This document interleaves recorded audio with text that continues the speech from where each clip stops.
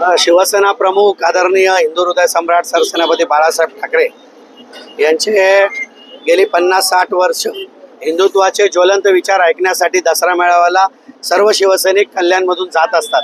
आणि आजही या महाराष्ट्राचं लाडकं नेतृत्व आदरणीय उपमुख्यमंत्री एकनाथ शिंदे साहेब यांचे जे विचार आहेत, हिंदुत्वाचे जे विचार आहेत, ते ऐकण्यासाठी कल्याणमधून हजारो शिवसैनिक आज रवाना होत आहेत.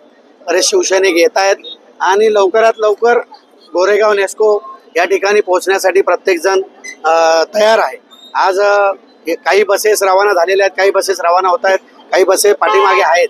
आणि सर्व शिवसैनिक हे दरवर्षी गेली 60 वर्ष हे विचार दसऱ्याच्या दिवशी लुटण्यासाठी जात असतात. आणि शिवसैनिकांचा एक वेगळ्या प्रकारचा जोश या पूर्ण दसरा मेळाव्याला असतो आणि ते विचारांचं सोनं लुटण्यासाठी त्या ठिकाणी जात असतात.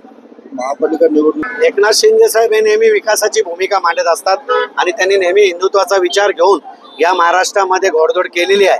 आणि म्हणूनच आपण पाहताय की संपूर्ण महाराष्ट्रातील शिवसैनिक हा त्यांच्या पाठीमागे खंबीरपणे उभा आहे.